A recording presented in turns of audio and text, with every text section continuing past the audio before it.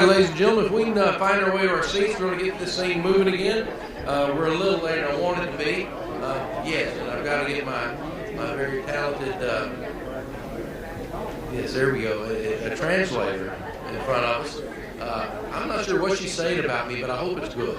So, Nick, if you're up there, we're going to roll to the next video. I think we have another presentation that you'll find informative, and after that, I'll introduce our moderator for our healthcare panel. So, Nick, roll away.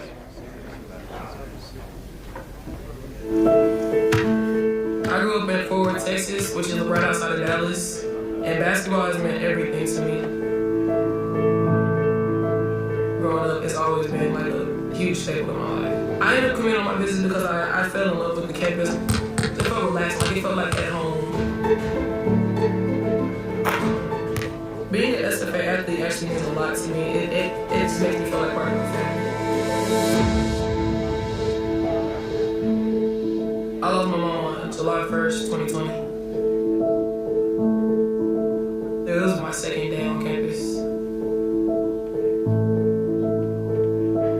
Basketball saved my life, SFA saved my life, because I didn't even know if I wanted to play basketball when I lost my mom, you know? And so SFA just gave me that family, that push that I knew that this is where I was supposed to be, this is what I was supposed to be doing. After losing my mom, my basketball team embraced me like a family. My coaches, they've been amazing. I'm thankful that they helped me get to the person that I am now. I'm positive SFA was the best decision I made. I was at a point in time where I had lost my best friend, you know, but SFA was everything I needed when I needed it.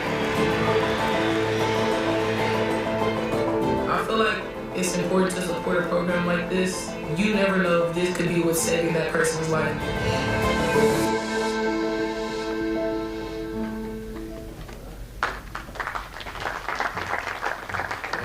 Those Lady Jacks. All right, well, let's move forward then, and let's talk about the healthcare session. I'm pleased and honored to present as our moderator a good friend and a fantastic physician and a member of the Nacogdoches County Hospital District Board, Dr. Ryan Head. Ryan comes to us from the Citadel, where he graduated, went on to medical school, and then came out, and he had the good sense of meeting a girl from Texas.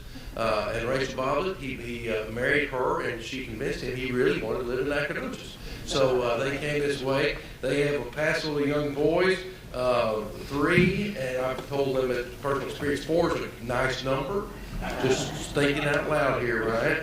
And but it is an honor to have him here. He's very attuned with the issues here. His practice he's a pediatrician, and Rachel is also a doctor, and she is a urologist. And so I think they bring a wealth of experience. They take it home with them, literally. And so I think you'll have a good panel to work with. They're knowledgeable of our healthcare issues and what we need to do in a really challenging environment as it relates to healthcare generally in Texas, but specifically in rural Texas. So with that, help me join in welcoming Dr. Ryan Head.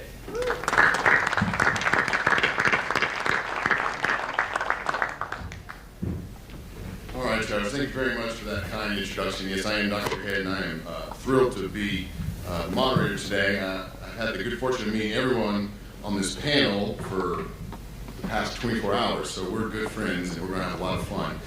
My oldest son is in attendance, so if we could get into some WWE-style chair throwing, he would really appreciate it. Okay. All right, do what you can. Okay. So, as you all are here and aware, we are going to be talking about healthcare. So we'll go ahead and just go ahead and do a quick introduction for everybody, and then we'll kind of get down to the brass tacks. So first here we have Representative Price. He's a 4th-generation Texas from Amarillo. He currently serves in the House Public Health Committee and House Natural Resource Committee, and is currently co-chairs of the Health and Human Services Transition Legislative Oversight Committee. That's a mouthful. He's authored and passed several bills that have pertained to government efficiency, and is part of the Sunset Advisory Commission addressing the needs for improving rural health care as well. So thank you for that. Appreciate it. Next we have Representative Spiller, lifelong resident of Jacksboro. My wife's sending me text messages. So with that being said, so let me get back to my notes here. Oh my goodness. She honestly loves me, I will admit. So she does her best. And I'll go take care of that. thank you, Travis. Appreciate it. So Representative is a lifelong resident of Jacksboro, Texas, and is his first term in House District 68. Prior to his election, he has served in several capacities, including General Counsel of the Jack County Hospital District. So I don't know anything that's hard about being in a hospital district. So kindred spirits for sure. So thank you for being here, Representative Stucky. To his right is Representative Stucky, native of rural Kansas, so not a native Texan like me, but we got here as soon as we can. He is a veterinarian since the early 1980s here in Texas, and was initially elected to the House in 2016, and is currently serving his fourth term for House District 64. He is on the Appropriations Committee and is the Vice Chair of the County Affairs Committee. Thank you, sir. And then last but certainly not least is Representative White. He is a native of Houston, Texas, and is currently serving his, I think, fifth term as House District 19. Sixth term. All right, don't want to shortchange it there, sir. But was elected in 2010, and prior to this has served as a teacher and as a coach and in the U.S. Army. And so we'll have to thank you for your service, and secondly, we'll discuss whether dealing with teenagers or drill sergeants is tougher. So I have my theories, but anyway. So that's our panel, and we're going to go ahead and get started with some questions regarding health care. First question is, what is the definition of a woman? Oh, wait. Hang on. I'm sorry, that was the question for the biology panel on hosting next week. So, I'm sorry. So, we'll go ahead and move forward. Real good. Yeah. After lunch, we need a good little laugh and get it going. So we're going to go ahead and start off. Obviously, the elephant in the room as far as healthcare goes is COVID-19. So the first question I would pose, and Representative Price, will start with you and work our way down. What would you say is one of the most glaring weaknesses in our healthcare system that COVID-19 has exposed in the last couple of years? It's a great question, and first of all, thanks for the kind introduction. I appreciate that. It's great to join my colleagues here and being Nacogdoches. I think one of the most glaring weaknesses that was exposed really kind of was a both programmatic and systematic set of weaknesses from what we thought was an adequate storage of PPE. We didn't foresee how we would need it, but what we ended up having was clearly inadequate at the time for the demands at the time. And we had staff shortages, and we had communications failures. We had all types of a congruence of weaknesses that were exposed. And, if you look at a broader sense, I think one thing that was exposed through this type of situation, a pandemic, was, not everybody stood in the same shoes. And so you had healthcare workers and frontline workers, first responders, law enforcement, people who couldn't work remotely or work from home, really in a situation that was very different from a lot of the population that had the ability to do some of the tasks that they were asked to do and for their occupations and jobs. So we had some disparate impacts among the population that maybe exposed some weakness that we've learned to deal with, and certainly we're trying to do better with healthcare staffing and PPE and some of the things that initially were very inadequate for the demands at the time. But I think all those things really were exposed, and certainly some of those things we figured out some ways to deal with it, and some of them I think we're still working on as challenges. But that to me that kind of jumped out as weaknesses exposed by the pandemic. Great, thank you. Yeah, I think one of the big glaring issues brought out was the need for and also the utilization of telemedicine and telehealth. Because I don't know, especially in the rural counties and the rural counties that I represent. I currently represent 22 counties in my district, in my old district before redistricting. Now I moved to 12. But there are 20 hospitals, rural hospitals in that area. And had it not been for the telemedicine and telehealth, we'd be in a world of hurt, and people would be in a world of hurt. And I want to thank Representative Price for his bill. HB4 was actually through telemedicine, telehealth, broadband issues that helped bring some of that together, but and helps especially in rural areas. But the doctors, the other providers, and other hospitals that weren't ahead of that issue suffered more. But if those that were that were utilizing it and trying to implement that in their processes, certainly that helps serve everyone much better. So. I agree. Yeah, I'd like to, I believe that capacity was the number one issue that we had. And of course, when COVID hit the United States, every day we're getting different information. Every day it was changing. In the medical field, the medical world where you are, it started out that what we wanted to do is slow down the transmission of it, because more than anything, we didn't have the capacity. We didn't have the ventilators. That was what they thought was the most crucial thing in Europe, where they had to decide who gets a ventilator and who doesn't, and let some people die with that one. Of course, the treatment changed as time went on, and then the vaccine became available, but capacity was the number one concern that we had in Denton County, that we were going to overwhelm, especially with the state school there, that we were going to overwhelm the system and not have enough capacity for everybody. And Texas Department of Emergency Management came in, they started working with us, and things evolved quickly. Yes, thank you for that question. And exposed is a very good term. And I would add on to that, this COVID experience really exacerbated a lot of things that we already knew, a lot of the shortcomings that we already had in our medical care system. COVID uniquely and targetedly, attacked some things that we've been talking about for a long time. Obesity, high blood pressure, those ailments that tended to just kind of make someone more exposed to COVID-19. Access, just the number of people, whether they're in rural Texas, a lot in rural Texas, or in urban or suburban areas.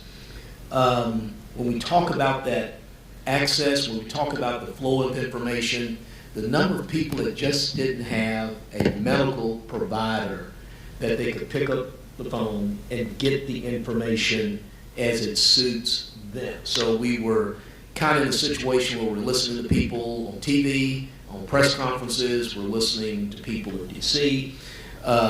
You need a medical provider in Tyler County that you can get on the phone, that's familiar with you, familiar with your health records, and you can get the information. So I think that's a very good term, because it obviously exacerbated a lot of the weaknesses that we've had in the system from years and years. And wrapping up my part of this, I don't know why I was why Travis put me on this panel, but 6 terms in the legislature, all 6 terms. I've been on the House Committee on Corrections.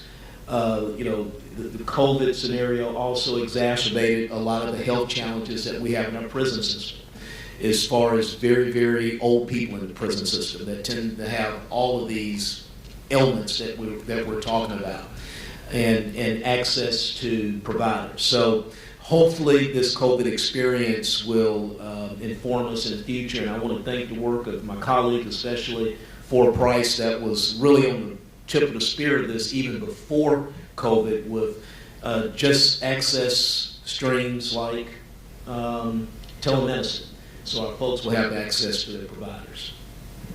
And as a physician myself, telehealth.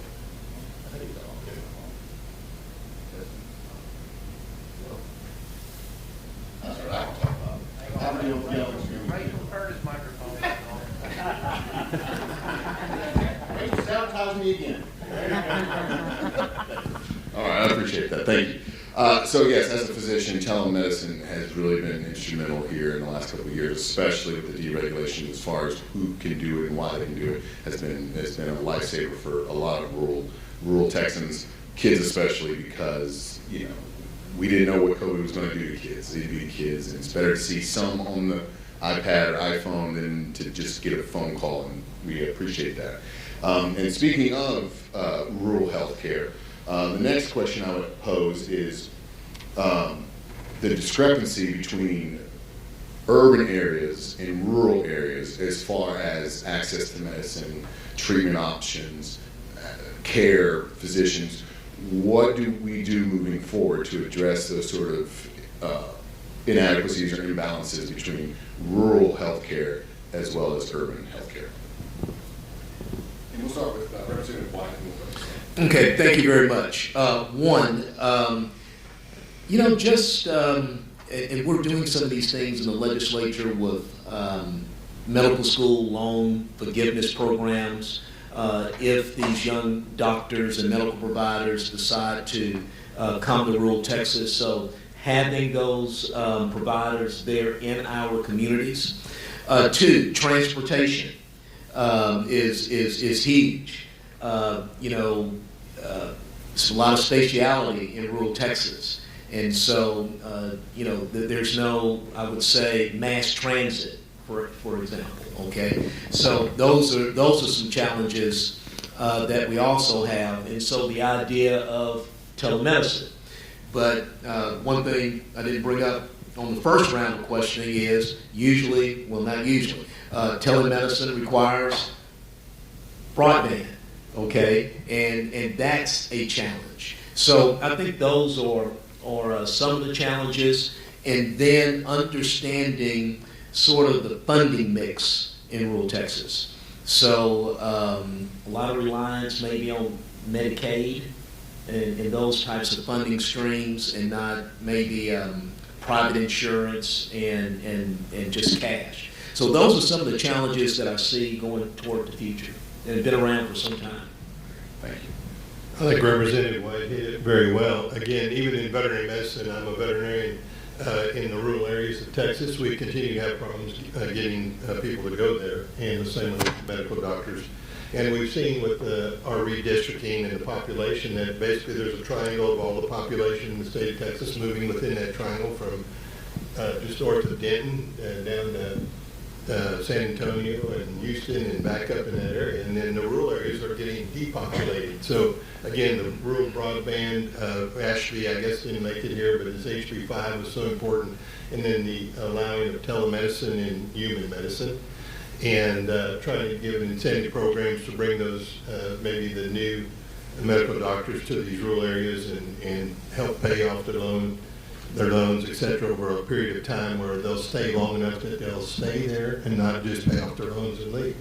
And so those are the problems that we have in rural Texas. And I heard it earlier today about somebody who had, I think it was the speaker's son who has allergies real bad, and he used to have to drive a long way to see his allergist, and now they do it all by telemedicine. So there's some things that definitely can be done just as well by telemedicine, so we need to work on that.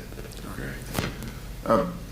Texas leads the nation in many areas. One that we're not very proud of is that Texas leads the nation in hospital closures, in rural hospital closures. And there have been 27 rural hospital closures in Texas since 2010.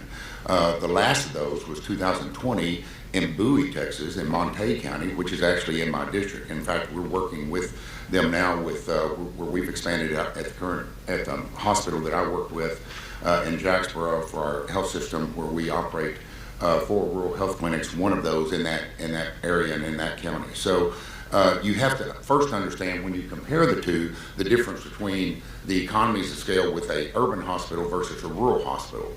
It's a lot to deal with transportation and a lot to deal with economics, and you have more people, as y'all discussed, that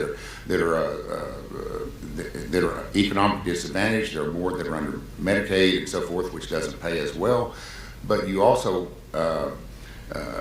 you have issues where, if you have a hospital that has 100 or 200 or 300 beds, operates a lot differently than a hospital that maybe has 10 to 15 beds. And so it's much more difficult. One of the areas that is primarily we're dealing with now in the rural counties is contracts, because a lot of contracts, and many of you may know this, that larger hospital systems will have a contract based on their charge master that they update and provide, that will say a percent of bill charges contract, where they say they'll be on a 60% percent of bill charges, where they will bill and the insurance company will pay them 60 cents on the dollar on what they bill, and what's approved, subject to deductibles and other type of things. Those contracts are pretty much universal, still are in larger hospital districts, but the contracts that are being offered to rural hospitals right now are not percentage bill charges contracts. They are fee contracts and set amounts that in some instances are less than Medicaid, and they're based on factors and ratios. We recently had one offered to us. We declined, but offered to us that said, you need to adopt this contract. And to do that, we literally would have to hire a full-time person on staff just to deal with payments on that contract, just for that carrier, just for that particular company.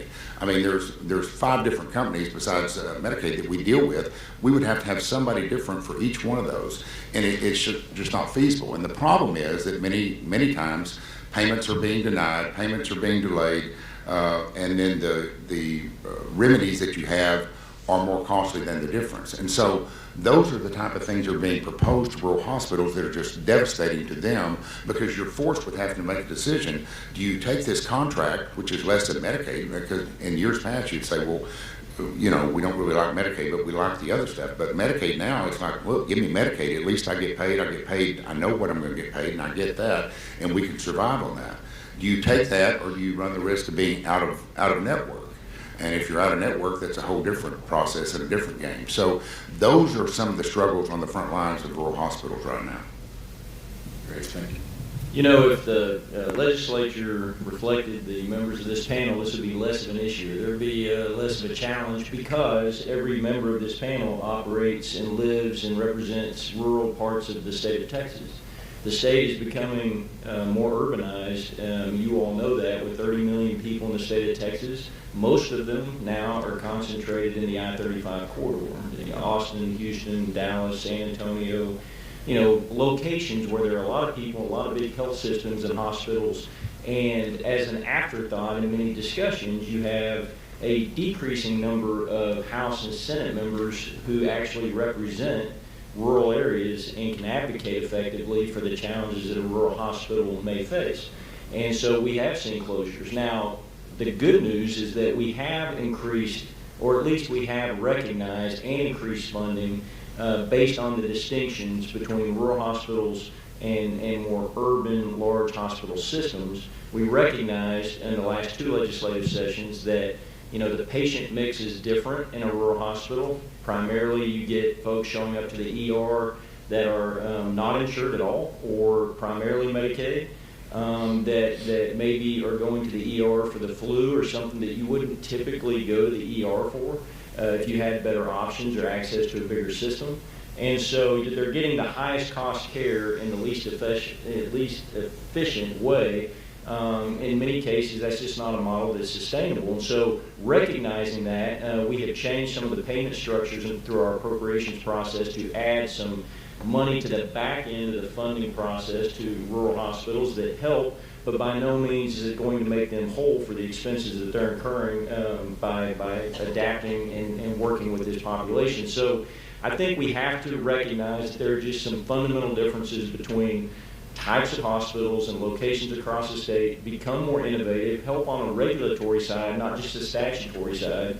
We were able, you know, in the last session to actually pass some legislation that helps level 4 trauma centers use technology, to maintain that designation so that they can maintain some funding streams of income, you know, by not having some of the requirements that previously existed with required 24/7 physicians in their facility. If they've got some access to technology that will allow them to access trauma physicians, then, you know, that is every bit, if not better, and I've seen it happen firsthand, than a retired obstetrician that happens to be a locum tenens and is staffing a rural hospital. If you get in a car accident, you show up there and that's who is on staff, you're probably not going to get as good a care that you might receive with a trauma doctor who's literally on a screen in the room with the staff that's there treating that person. So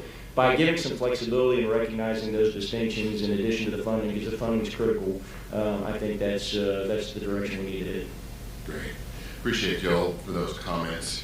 I'm going to switch gears just a little bit and discuss some future issues that may become apparent in the near future. Some have suggested that we are facing a potential mental health crisis due to the last 2 years of lockdowns, school closure, or not school closures, but closing schools for prolonged periods of time, virtual learning, people not getting in front of others, having the sense of community, just being stuck in their house, looking at a screen all day, which I can assure you as a doctor, you don't even need to be a doctor, but that's not a good way to go about business. So what do you think that Texas can do to help prepare for this potential mental health issue that we're going to potentially face? Representative Spiller, we'll start with you, go that way, and then Representative. Well, we do have a mental health crisis in Texas. I think it's been exacerbated by the last couple of years dealing with the issues that we have dealt with COVID. But we have it anyway, and some of these things overlap. Counties and so forth, jails are having problems with mental health issues. Hospitals are. People present in the ER with a mental health issue. That's not really the best place, as Representative Price talked about. That's not the best. That's not the best way to treat. That's not the most efficient way to treat. But that's where they present, and the hospital's not really equipped for that. It's not designed for that, and so we have to. And then it makes it worse if they have to be held for a mental commitment. And wait till there are beds available and so forth. There was additional funding that we provided for mental health related issues in the last session, and I'm glad we did. Some of that I haven't seen that come to fruition yet in our district because I'm getting calls from folks constantly. But we just need to be aware of it, and we need to address it. And maybe need to look again at how we best treat it. The other thing is for rural health clinics. And rural health clinics, CMS needs to broaden their definition of what they provide for mental health treatment, because CMS authorized the payment for physicians, for all sorts of folks, PAs, a whole category of things, but not licensed professional counselors.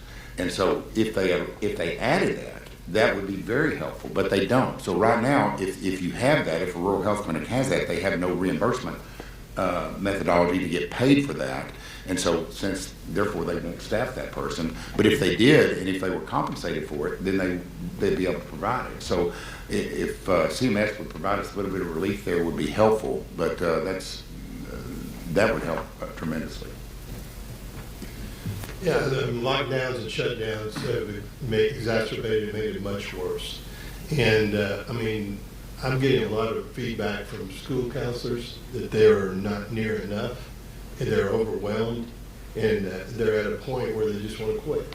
So we've appropriated, we passed bills for that, but we're going to have to appropriate more money and make sure that we get better counseling, more counselors, and more therapists there. For those issues, because we're a social, we socialize, and when you get into that situation, there was already a mental health crisis because we've seen it at the legislative level. We've continued to, when we've had to reduce our appropriations, that's one department, one area that we've added to it tremendously. We've doubled it, I believe, since I've been there, and we'll continue to see more and more of this, especially with the pandemic making it worse.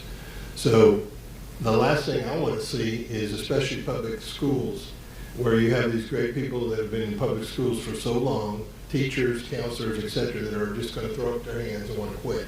So we need to do everything we can to help them get through this crisis that's upon us right now, part of it from the pandemic. Thank you. Representative White? Yes, thank you so much for that question, and it's a policy issue. Again, Representative Price, I think several sessions ago, interims ago, I served with you. You were the chair of that committee, the House Select Committee on Mental Health in the state of Texas, and it was a great opportunity to have many members of the legislature, well, particularly in the House, from Insurance Committee, Corrections Committee, different policy areas, and kind of getting us all together, listening to our mental health providers and other stakeholders throughout the state about their challenges. Just on a simple point, Doctor, is preparing our people on just how to talk about this issue. When mom has a problem with her heart, when dad has some other medical condition, we talk about it and we try to get them to a doctor. When we think someone is experiencing from some symptoms of mental health in our home, he's just crazy. Okay, and we'll just keep saying that until something very, very bad happens. So the way we talk about this issue is extremely important, and it goes back to some of the things that we initially talked about. Having that provider, that family physician in your community that's familiar with you and your family. Talking with family physicians back home, I'm just often astonished when I talk to them about this issue, about what people will share with them on that 6-month or 12-month checkup. They will actually say, you know, Doc, I think I've just been walking around with a bird on top of my head. And then you can start having these discussions and hopefully getting our folks in the right place to put them on a path for healing.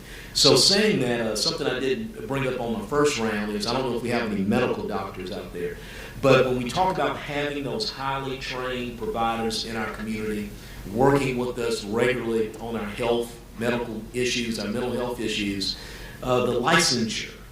I know our doctors are very, very sensitive for the right reasons about the expanded scope of our nurse practitioners, but that is something that is sorely needed to help rural Texas.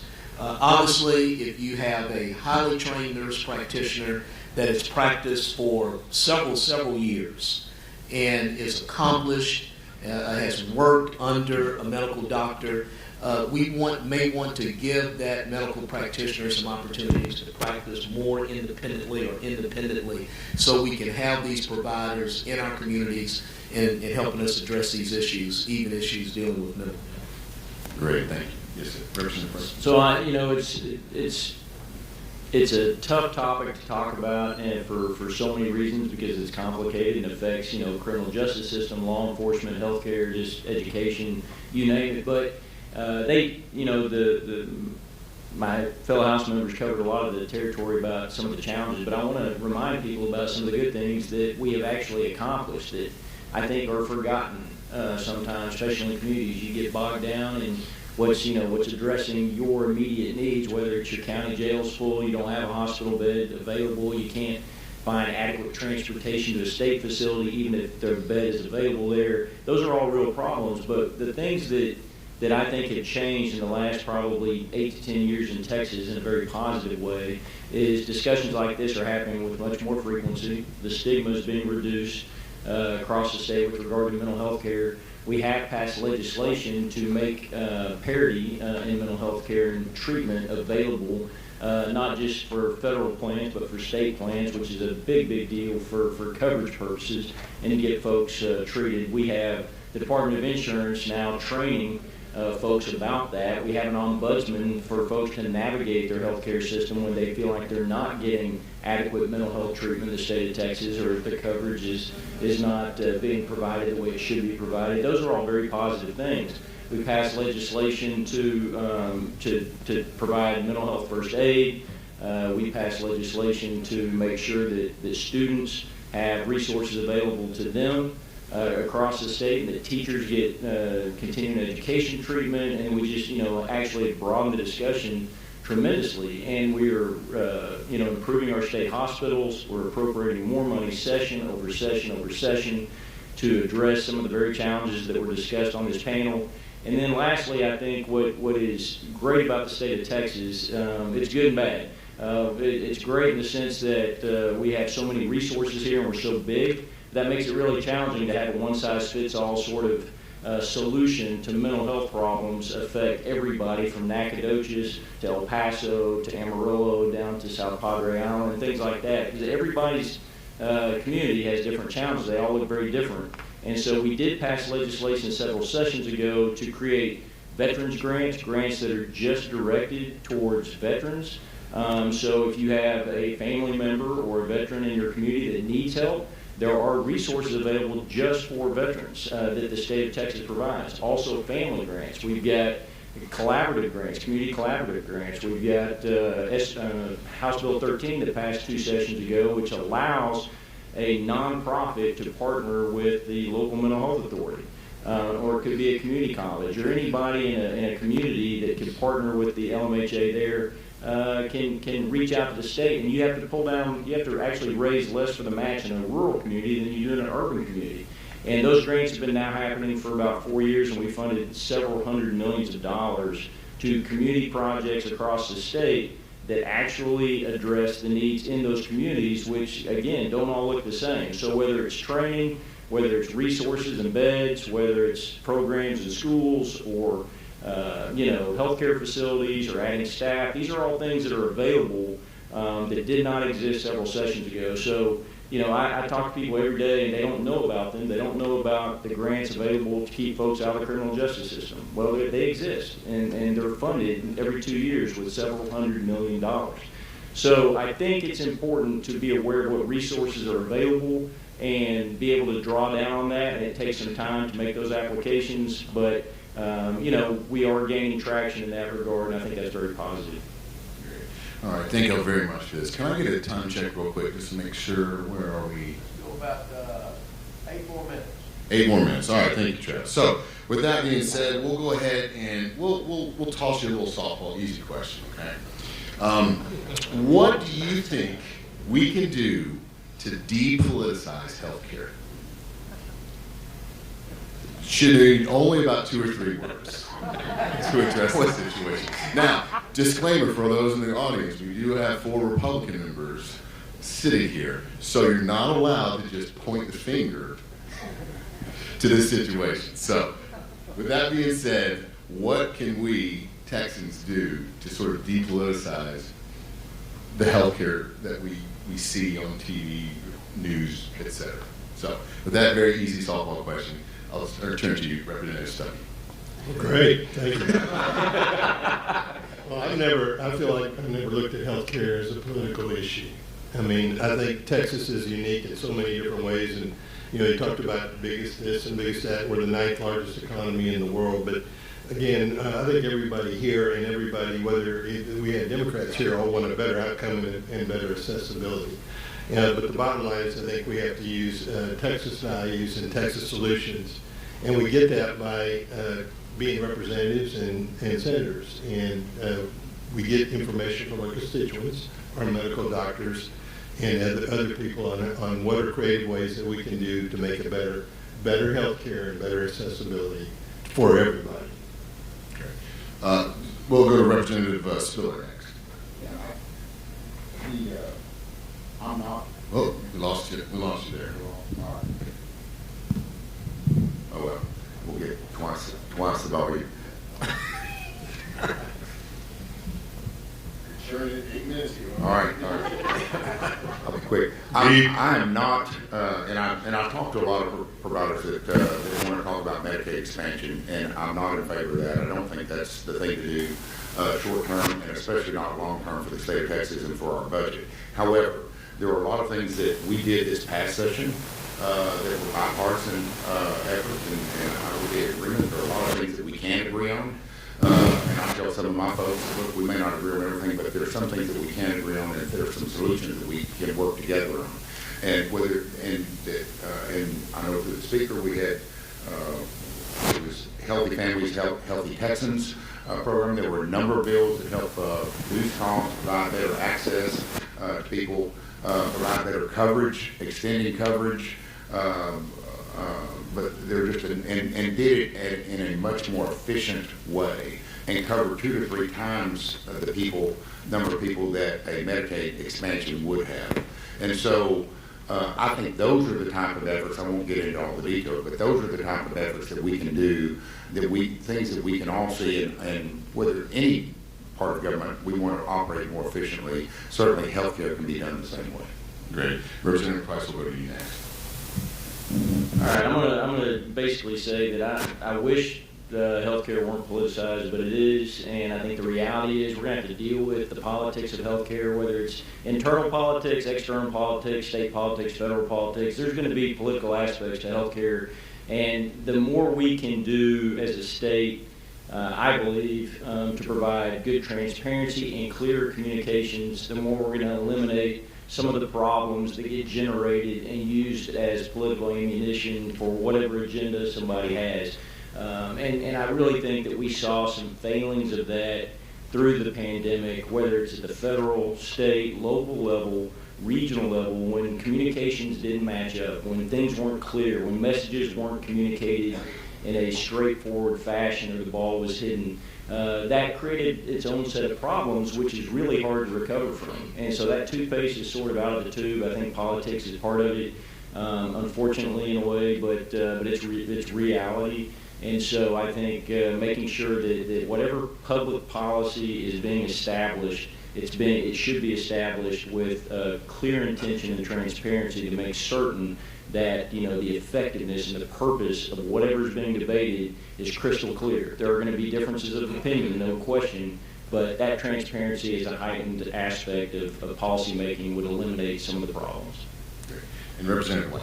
Thank you so much for the question. I thought this question would probably come up, and if you want to depoliticize healthcare, just stop asking politicians. But look, it is what it is.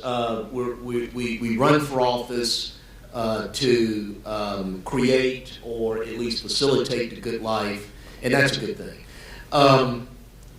We have all this political whatever going on in D.C., and then we have all of these challenges back home in our county jails and our communities. And then in the middle of that, you've got the state legislature. And the state legislatures are just a different scenario. You listen to the legislation that many of us have rattled off, that's passed, that's funded. Those pieces of legislation, you can go back and look at it, passed with overwhelming majorities of Republicans and Democrats in a bipartisan manner. Okay, I know we get into these discussions about the Medicaid expansion and that sort of thing, and that will go on and on and on because there's a lot of political currency in that. But in the legislature, my first budget that I voted on in 2011, the last one voted on last year, I believe, in 2021. Look, those budgets passed with overwhelming majorities of the legislature, members of both houses of Congress, with all of those funding patterns that Chairman Price talked about, and ever increasing appropriations to Medicaid. Okay, so I think there is some politicization of medicine and healthcare issue. But at the same time, Doctor, when I look at my colleagues and look at what we have accomplished over the last 10 years that Representative Price and I have been in the legislature, we've made accomplishments in a bipartisan manner. Great. Thank you very much for that. All right. I believe that is it. We are done. Gentlemen, thank you very much for your time. If everyone would join me in giving them a round of applause.